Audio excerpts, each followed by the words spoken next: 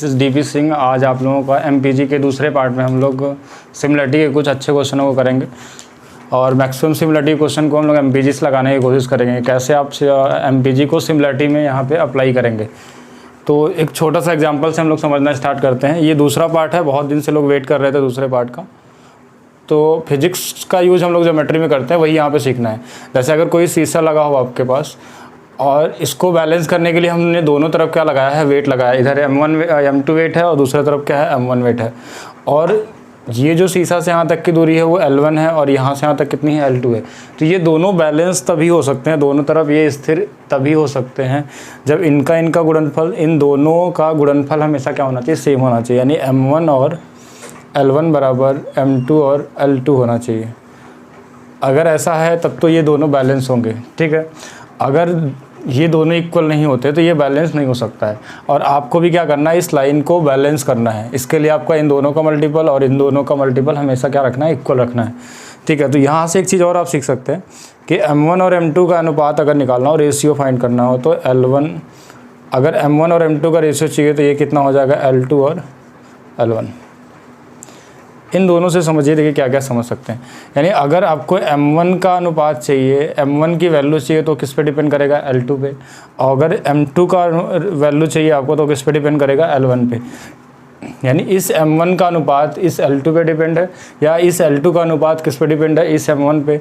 और इस L1 का अनुपात m2 पे। तो हम यहाँ से बोल सकते हैं ये इस पे डिपेंड करता है और ये इस पे डिपेंड करता है। तो कभी ज़रूरत पड़ेगी, मान लीजिए आपको ये दोनों मास दिए होंगे, तो अगर इस मास को हम यहाँ रख दें और इस मास को यहाँ रख दें तो दोनों का क्या निकल जाएगा, अनुपात। जैसे एक छोटा सा क्वेश्चन को समझते हैं आगे कि अगर एक लाइन हमने बना दिया, ये शीशा है मान लीजिए, और ये 25 kg है और यहाँ पे वेट मान लेते हैं कि 20 kg है, और ये L1 है और ये वाला L2 हिस्सा है। तो अगर आपको L1 और L2 का रेशियो चाहिए तो ये वाला आपको भी पता चला कि इस पे डिपेंड होता है, ये वाला इस वाले पे डिपेंड होता है। तो L1 का मान जो होगा वो 25 और L2 का मान जो होगा वो 20।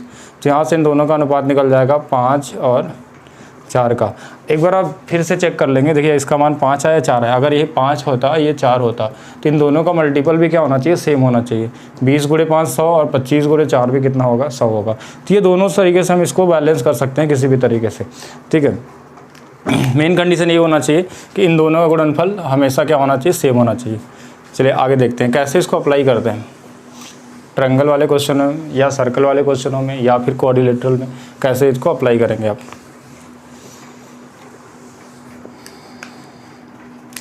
ठीक है, दूसरा या फिर एक छोटा सा और एग्जांपल समझते हैं हम लोग। जैसे मान लीजिए ये वाला अगर हमारे पास 15 kg दिया हो और ये हमारे पास कितना दिया हो, 20 kg दिया हो। तो अगर इन दोनों का अनुपात चाहिए, इन दोनों लेंथ का, तो ये वाला 20 यहाँ पे आ जाएगा और ये वाला 15 यहाँ पे आ जाएगा। इन दोनों को काटने पे ये 5 से 4 बार और 5 से कितने बार, 3 बार। इनका अनुपात 5 3 हो गया। लेकिन एक चीज़ और आप समझ सकते हैं यहाँ पे, जो ये वेट संभाला है, इन दोनों को संभाल के रखा हुआ है। तो इसका जो वेट होगा वो 15 और 20 दोनों का क्या होगा, सम होगा। 15 20 यानी ये कितना होगा, 25 kg होगा। कभी यहाँ पे वेट अगर पूछा जाए आपसे तो इन दोनों का क्या होता है, सम होता है। यानी इसका एग्जाम्पल एक और समझते हैं कि कभी मान लीजिए आपको यहाँ पे 45 दिया हुआ है और यहाँ पे दिया हुआ 30 kg, ठीक है। और आपसे ये L1 और L2 का रेशियो पूछा है, ठीक है। L1 और L2 का रेशियो पूछा हुआ तो कैसे निकालेंगे इसको। तो देखिए अगर ये 45 kg है, ये 30 है, तो अगर ये 45 है, ये 30 है, तो ये कितना रहा होगा कि दोनों को जोड़ने पे 45 आ जाए। यानी यहाँ पे क्या रहा होगा, 15 रहा होगा। ये 15 जो होगा किसके लिए होगा, L1 के लिए होगा। ये 30 जो होगा किसके लिए, L2 के लिए होगा। तो L1 और L2 का जो रेशियो होगा ये 15 और कितना, 30, जिसको हम बोल सकते हैं 1 रेशियो कितना होगा, 2 होगा। तो ये बेसिक रूल है, इसको सिर्फ बैलेंस करने के लिए हम ऐसा कर सकते हैं, ठीक है। तो कोई भी यहाँ वेट दिया होगा तो आप यहाँ से इनका रेशियो निकाल सकते हैं, या रेशियो दिया होगा इनके लेंथ का तो हम यहाँ का वेट भी एज्यूम कर सकते हैं कि किस अनुपात में होंगे, ठीक है। तो इसका यूज़ कैसे ट्रायंगल में करेंगे वही आपको सीखना है।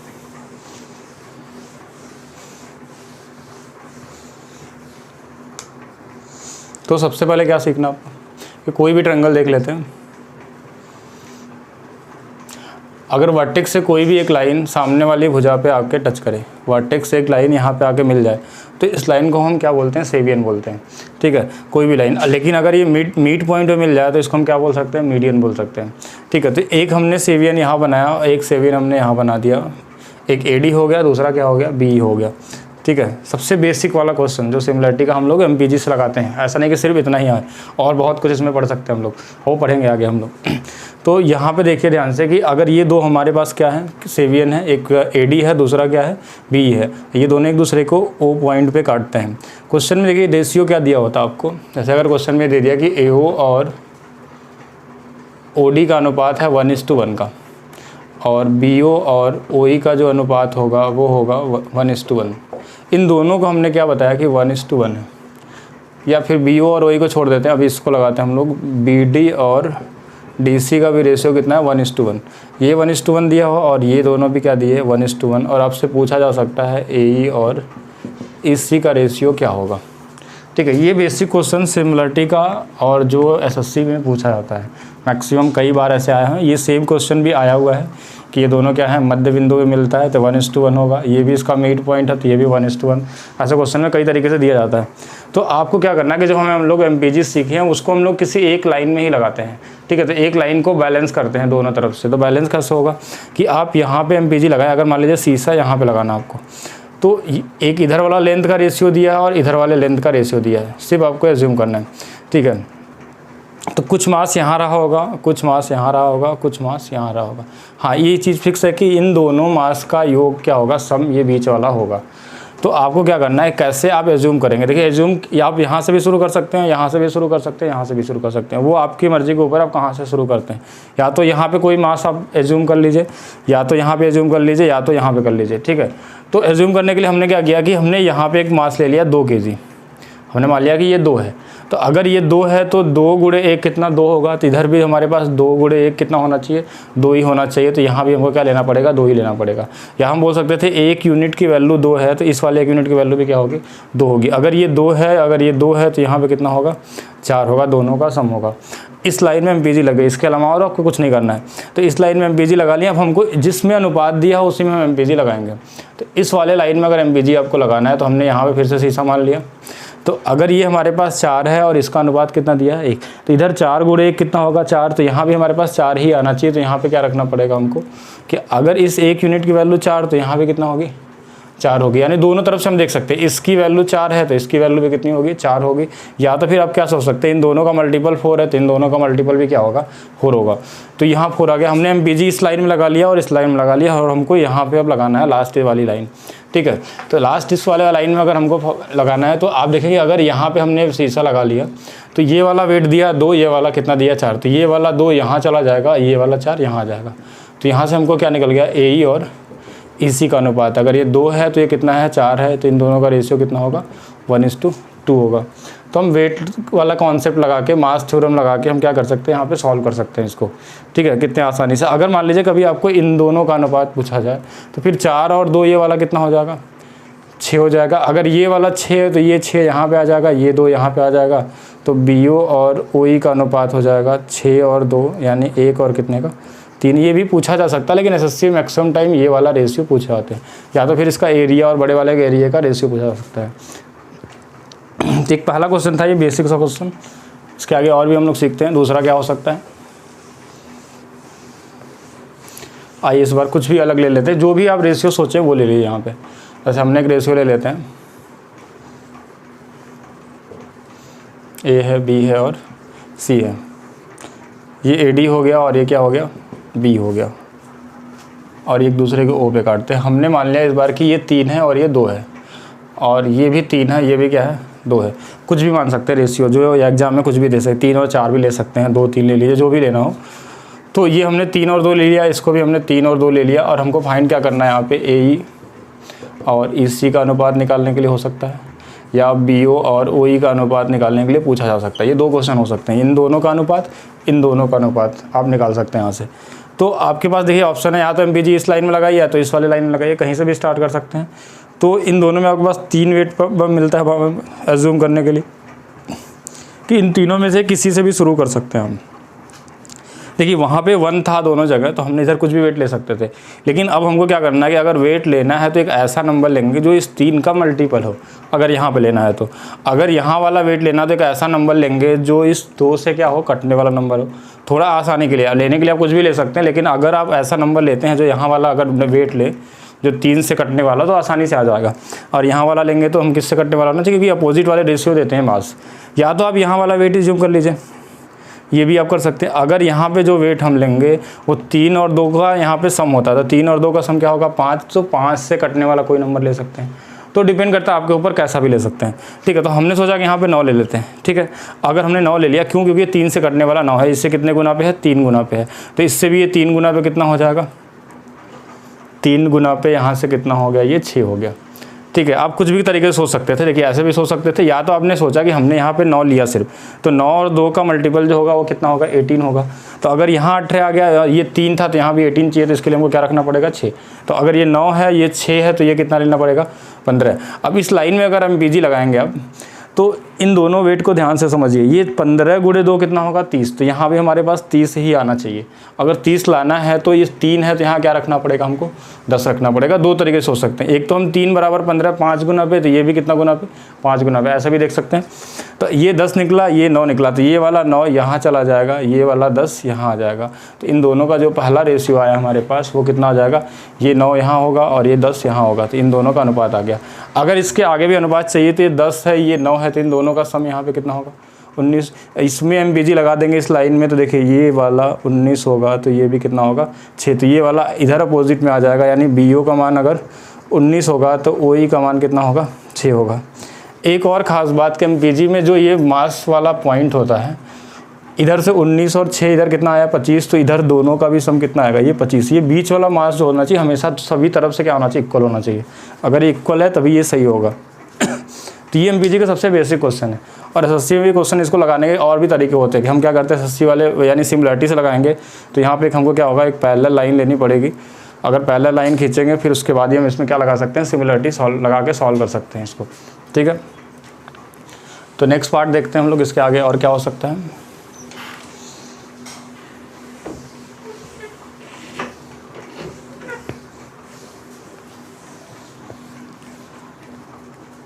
तो नेक्स्ट पार्ट में सीखते हैं। चलिए एक और छोटा समझते हैं कि ऐसा तो नहीं कि हमेशा आपको यही रेशियो दिए जो आपको दिया गया। चलिए इस बार कुछ और ले लेते हैं, A ले लेते हैं, B ले लेते हैं, C ले लेते हैं, और ये D हो गया, ये O हो गया, ये E हो गया।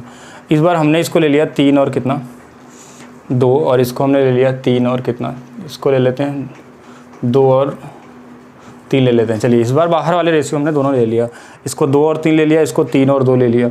अब आपको क्या क्या निकालने के लिए दिया जा सकता है, अंदर वाला रेशियो AO और OD क्या होगा, या फिर आपको पूछा जा सकता है BO और OE क्या होगा। अंदर वाले ये दोनों अनुपात और ये दोनों अनुपात पूछे जा सकते हैं अगर ये बाहर वाले दिए हैं। तो आप खुद सोचिए, MPG आप इस वाले लाइन से भी शुरू कर सकते हैं लगाना, या तो फिर इसमें भी लगा सकते हैं, या तो फिर हम एक ऐसा कॉमन पॉइंट हमने ले लिया यहाँ पे जो दोनों के लिए लग सकता है। यानी इसके लिए देखेंगे तो 2 से कटने वाला नंबर चाहिए, और इसके लिए देखेंगे तो हमको कितने वाला 3 से कटने वाला नंबर चाहिए। यानी यहाँ पे एक ऐसा नंबर एज्यूम करिए आप, ऐसे भी कुछ भी ले लेंगे तो भी आएगा, लेकिन एक ऐसा नंबर एज्यूम करेंगे हम जो 2 से कटने वाला हो और किससे 3 से कटने वाला नंबर हो यहाँ पे। तो 2 से और 3 से दोनों से कटने वाला नंबर अगर हम देखें तो 2 से कटने वाला नंबर एक 6 हो सकता है यहाँ पे, और जो 3 से भी कटता है दोनों का एलसीएम सबसे छोटा 6 हमने ले लिया। तो 6 जो होगा देखिए क्या होगा कि 3 से ये 2 बार में कट रहा है, तो इससे 2 बार में कटने वाला नंबर यहाँ पे कितना होगा 4 होगा। या तो इसको दूसरे तरीके से देखेंगे, 6 और गुणे 2 कितना होगा 12, तो 3 गुणे 4 भी कितना होगा 12। ये दोनों हमेशा सेम होने चाहिए। सेम इसी तरीके से 3 गुणे 6 18 अगर आ रहा है तो यहाँ भी 18 आना चाहिए। देखिए 3 गुणे 6 18 हो रहा है, तो 2 गुणे कितना 9 यहाँ रखना पड़ेगा।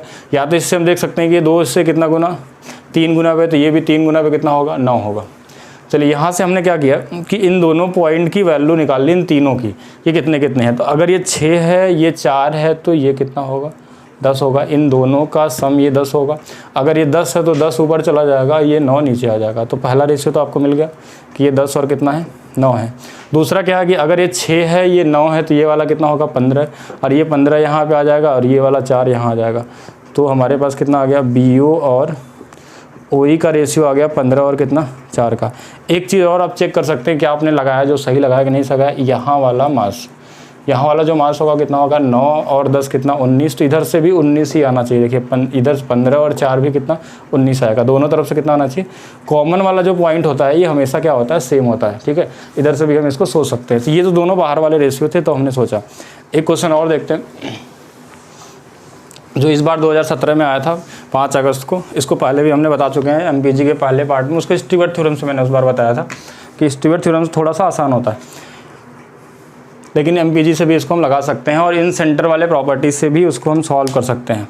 ठीक है, तो ये कैसे होगा, क्वेश्चन में क्या दिया हुआ था, ट्रायंगल ABC में था,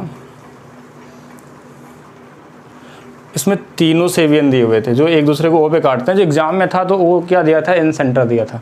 ठीक है, यहाँ पे हम इसको मान लेते हैं ये AD है, ये CF है, ये BE है। ठीक है, और यहाँ पे जो क्वेश्चन दिया था AO/OD दिया था 5:4, CO/OF दिया था 3 और 2, और आपसे पूछा था BO और OE का अनुपात क्या होगा, यानी इन दोनों का अनुपात पूछा गया था। ठीक है, तो हम इसको लिख लेते हैं 5 और कितना 4, इसको हम लिख लेते हैं 3 और 2, और ये दोनों अनुपात निकालना है। तो अगर हम एमपीजी लगाएं तो देखिए इन सभी का कॉमन पॉइंट जो होगा ये वाला है। हम यहाँ से जूम कर सकते हैं, यहाँ से जूम कर सकते हैं, यहाँ से भी लगा सकते हैं। एमपीजी यहाँ लगाना तो यहाँ भी लगा सकते हैं, कहीं से भी हम शुरू कर सकते हैं। ठीक है, हमारे पास इतने सारे पॉइंट हैं, यहाँ से शुरू कर सकते हैं, यहाँ से कर सकते हैं, यहाँ से भी कर सकते हैं, लेकिन हम इस बीच वाले पॉइंट से इसलिए शुरू करेंगे कि इसमें दोनों तरफ से मास क्या आता है, सेम आता है। तो एक ऐसा ही नंबर ले लेंगे जो इस 5 और 4 का भी क्या हो, 5 और 4 के सम से डिवाइड होने वाला हो, और 3 और 2 के सम से भी क्या हो, डिवाइड होने वाला हो। तो 3 और 2 कितना 5, और ये 5 और 4 कितना 9। तो या तो 9 से कटने वाला और 5 से कटने वाला एक नंबर क्या हो सकता है आपके पास, वो सबसे छोटा नंबर क्या होगा, 45 है, ये इसका एलसीएम। तो अगर हम यहाँ 45 ले लें तो 45 क्या होगा, इस 45 को 5 और 4 के अनुपात बांट लेंगे बेसिक रेशियो के तरीके से। 5 और 4 में बांटेंगे तो एक 20 और एक कितना होगा, 25 होगा। तो अगर इसको हम यहाँ पे देखें तो 25 वाला हिस्सा जो होगा यहाँ पे आ जाएगा, और 20 वाला हिस्सा कहाँ आ जाएगा, यहाँ पे आ जाएगा, क्योंकि अपोजिट में चलता है। क्योंकि इन दोनों का गुणनफल भी क्या होना चाहिए, इक्वल। जैसे 25 गुणे 4 कितना 100, तो यहाँ 20 गुणे 5 भी कितना होना चाहिए, 100 होना चाहिए। ऐसे इस 45 को 2 और 3 के अनुपात में बांटेंगे तो यहाँ वाला जो वैल्यू आएगा वो 27 आएगा, और यहाँ वाला जो वैल्यू आएगा वो 18 आ जाएगा। यहाँ पे हम क्या लेंगे, 18 लेंगे। तो इन दोनों का सम भी देखिए, इन दोनों का सम भी 45, इन दोनों का सम भी कितना 45। अब देखिए यहाँ से हम तीसरा वाला पॉइंट आसानी से निकाल सकते हैं। तीसरा वाला पॉइंट क्या होगा कि अगर ये 27 है, ये 20 है, तो यहाँ पे कितना होना चाहिए, 7 होना चाहिए, क्योंकि इन दोनों का सम कितना होना चाहिए, 27। एक पॉइंट ये निकल गया। या तो फिर अब यहाँ 18 था, ये 25 था, तो भी इनका सम कितना होना चाहिए, 7। तो यहाँ से भी इनका सम 25 होना चाहिए, तो 7 होगा। तो दूसरा वाला क्या होगा, यहाँ पे 20 है, यहाँ पे 18 है, तो इन दोनों का सम यहाँ पे कितना होगा, 38 होगा। 38 यहाँ पे आ जाएगा, और ये 7 यहाँ पे आ जाएगा। तो BO और OE का अनुपात जो होगा 38 रेशियो कितना हो जाएगा। इसको एक और तरीके से हम लोग लगा सकते हैं, वो है हमारे पास इन सेंटर की प्रॉपर्टी से लगाने का। तो उसको हम लोग इन सेंटर में ही देखेंगे कैसे सॉल्व करेंगे। ठीक है, जब आगे पढ़ेंगे तो एमपीजी का एक बेसिक हमने रेशियो सिर्फ निकालना सीखा है। इससे रेशियो से सिर्फ रेशियो निकालना सीख रहे हैं। अभी हम लोग रेशियो को इसको एरिया के साथ इंक्लूड करेंगे। एरिया में कैसे निकालेंगे रेशियो से एरिया, या एरिया से एरिया कैसे फाइंड होगा। ठीक है, इस पार्ट में भी हम लोग जल्दी आते हैं।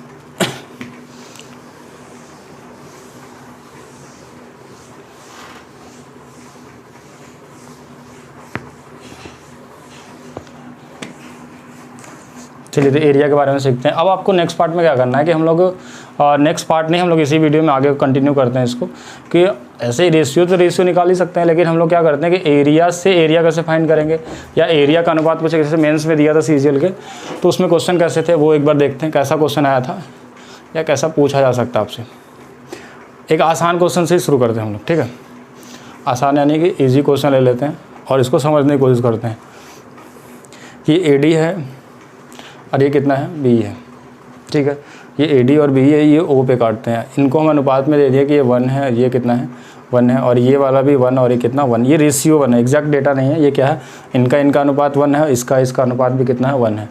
हो सकता है आपसे ऐसा क्वेश्चन पूछा जाए, area of triangle AOE is to area of triangle ABC, इसका अनुपात पूछा जा सकता है। ठीक है, इन दोनों ट्रायंगल की, छोटे वाले ट्रायंगल और बड़े वाले ट्रायंगल के एरिया का रेशियो क्या होगा अगर इन दोनों का अनुपात दिया हुआ है तो। ठीक है, तो सबसे पहले तो हम इसमें एमपीजी लगा के सारे रेशियो को निकालेंगे। ठीक है, तो कैसे लगेगा, अगर इन दोनों सेम है तो यहाँ कुछ भी ले सकते हैं। जैसे हमने 2 ले लिया तो यहाँ भी क्या होगा, 2 होगा। 2 और 2 होगा तो यहाँ पे कितना होगा, 4 होगा। अगर ये 4 है इधर तो यहाँ भी कितना रखना होगा, 4। ये 4 और ये 2, तो 2 यहाँ आएगा तो 1, और ये वाला 4 आएगा यहाँ पे तो 2, क्योंकि इन दोनों का अनुपात 2 4 मतलब 1 2 का अनुपात होंगे। तो ये अनुपात हमने निकाल लिया। इसके अलावा चाहे तो हम अगला अनुपात इसको भी निकाल सकते हैं। जैसा देखिए क्या होगा, ये 2 है, ये 4 है, तो ये कितना होगा, 6 होगा।